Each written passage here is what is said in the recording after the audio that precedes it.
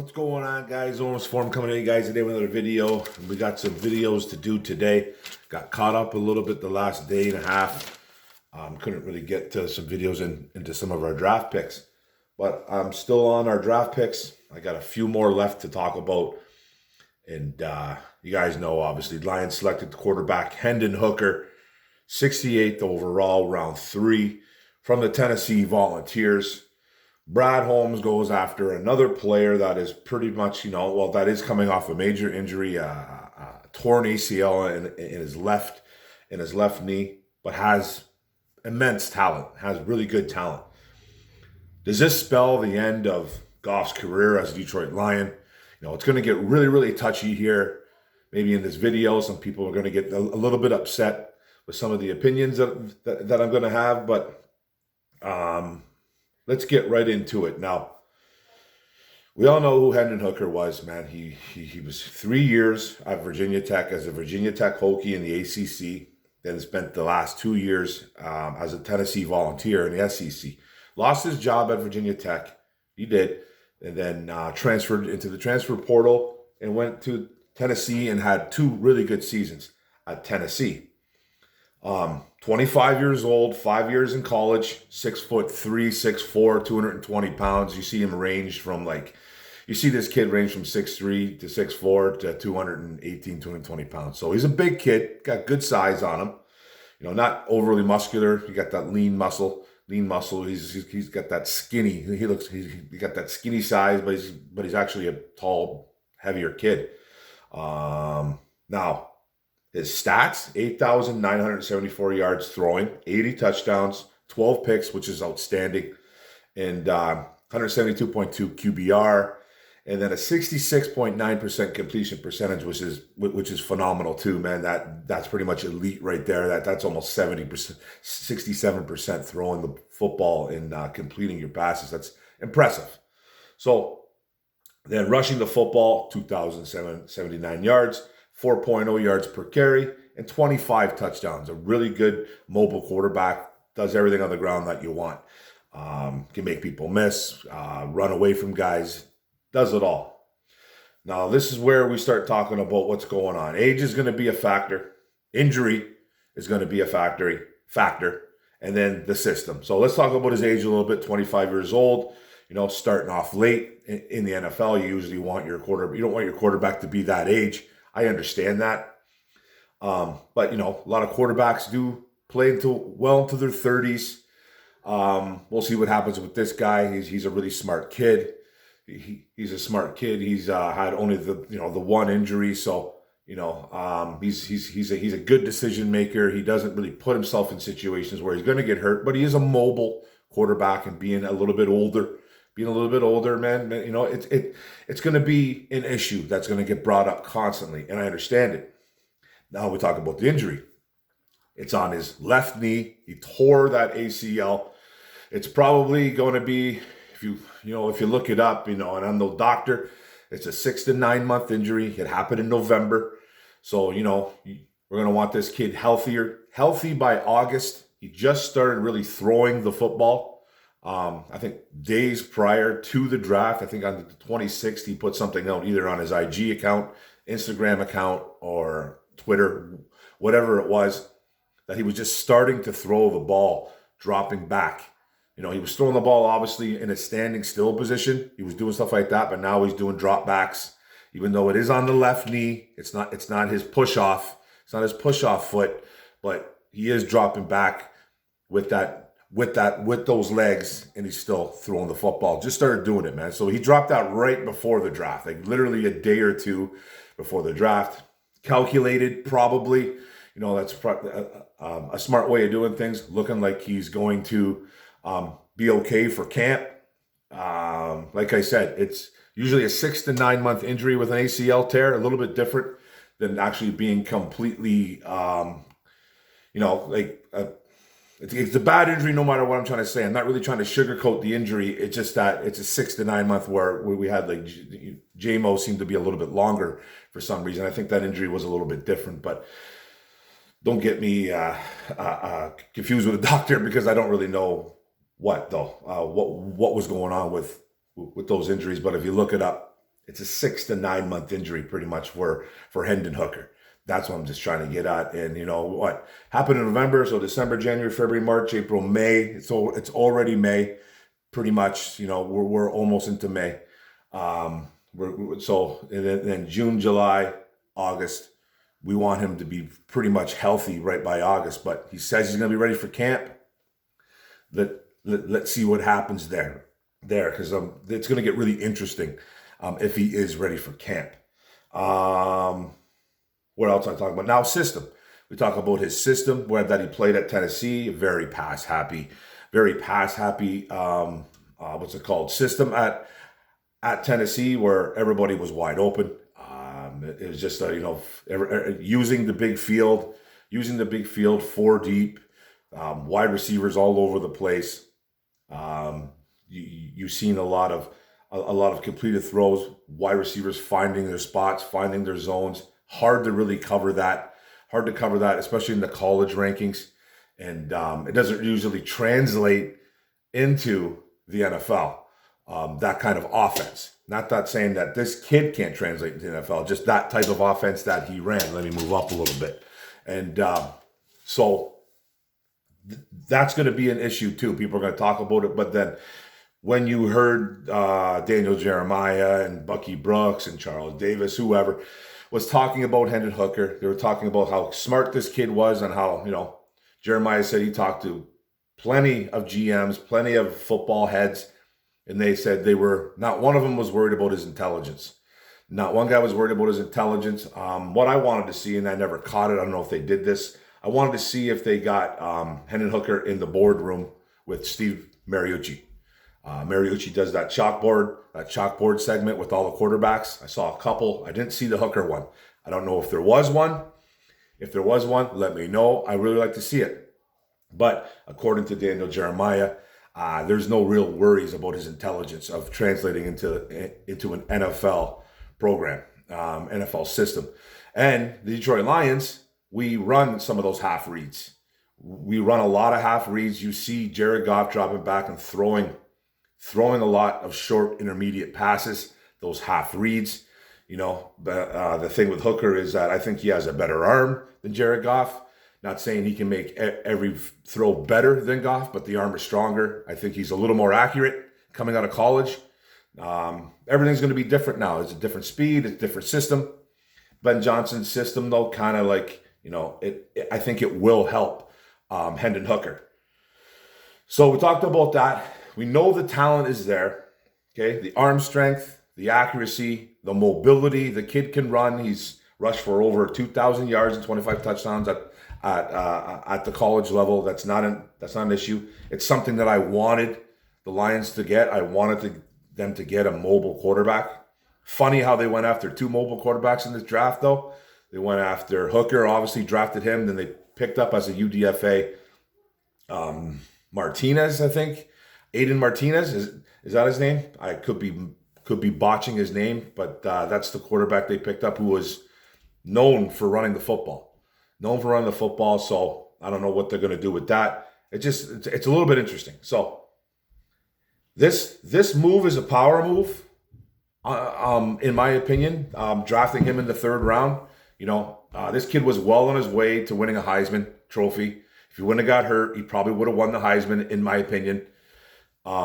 He was probably first round talent.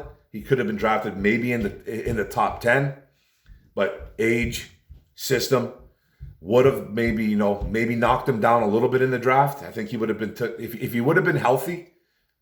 I predict this kid would have went in the 1st round. I just don't know when. I'm not saying he was better than Young or better than Stroud, even better than Will Levis, or Anthony Richardson. I think he's better than Richardson. No, I think that's a given. I think he's better than him. But those three guys, I don't know if he was better than.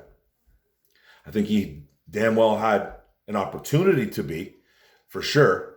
Even though I liked Will Levis as a quarterback, I think he was just right there. I think he was very close to those guys coming out, and he probably, in my opinion, would have went in the 1st round, possibly top 10. I don't really know, but he dropped because of a couple factors. It's 100% real. The age, the injury, and the system is for sure going to be talked about for months. This is going to be going on for months now, this talk. And what I say before earlier, when I said it might get a little controversial with what I'm going to say, is I personally think that Hendon Hooker is the future here in Detroit. And that's no shade on Jared Goff. But they got a first-round talent. They drafted a first-round talent in the third because of those factors that I said, and those are real. But I don't think this team would have drafted him if they weren't confident enough don't care about his age. They know the injury is going to get healed. And they know the system that he ran at Tennessee, Virginia Tech, wherever, he's going to be able to learn a new system in the NFL. And the system here right now, there were some similar reads in Detroit than there were in Tennessee. Those half reads. So half field reads, whatever we're calling these. So they're there. So there's some similarities. He's obviously got to learn a lot. Next step is he going to be ready for camp? He says he's going to be. It's going to be over 6 months. The kid is well on his way healing, apparently. He's looking good out there. He's just started throwing the football, dropping back and throwing the football, which is a big sign. This is a really big sign. But like I said earlier, Jared Goff is coming up on a big major contract coming up. There's still 2 years left with Jared Goff. Jared Goff is the 2023 quarterback, I think, 150%, unless somehow Hooker blows the doors off in preseason, if he even plays. I think there's still a possibility he might not even dress. Possibility. Even though he's ready. Even though they say he's ready, you still have to be careful with this. But like I said, power move by Holmes. Now they got a young rookie quarterback on a cheap contract, on a super cheap contract, going into the future. And now the question is, are they going to extend Jared Goff? There's 2 years left on his deal. There's no rush to do so, especially now when you have a talented quarterback in the system right away. So what's this team going to do? That's going to be the hot topic going on. It's going to be daily. It's going to get, it's honestly, to be truthful about it, it's going to be nauseating on how much we're going to be talking about this, because Jared Goff, he farts in the wind. Hendon Hooker is going to go, well, man, they're going to have to put Hooker in. The first mistake that Jared Goff makes, and if Hooker is available, these fans are going to be all over it. I'm not going to be that guy, but in my opinion, Hooker is the future. He really is the future, because I personally don't think the Lions want to pay Jared Goff. In 2 years, it's going to be $40, $45, $50 million. It's going to be that. He's making what, $31 to $33 million right now. Everybody seems to think that this guy is captain team and will take the hometown discount. I don't believe that. I believe he is a team guy. I believe he's definitely a team player, Jared Goff. But I don't know yet if he's going to take a team-friendly deal. He's going to want to get paid, especially if he's a starter and he's having a good season. If he has a great season again in 2023, the Lions have some work to do. If Goff takes us to the playoffs or helps us take it, because I don't believe that one guy is responsible for team success. But if he takes us to the playoffs and they win a game, they win the division, all that good stuff, and he's playing at a high level like he did last year, these Lions have some decision-making to do. They really do. But personally, I think the writing's on the wall. I think Goff's going to have to play out of his damn mind in order to fend off Hendon Hooker. And if Hooker has even looks like a capable quarterback, he's the future. He's going to be the future on a cheap deal, and a guy that is first round talent that could step right in and take over for Jared Goff. I just think it's in the works. I think like I said, the writing is on the damn wall. Now it's up to Goff to see how he is going to respond to this. Is he going to go into a shell?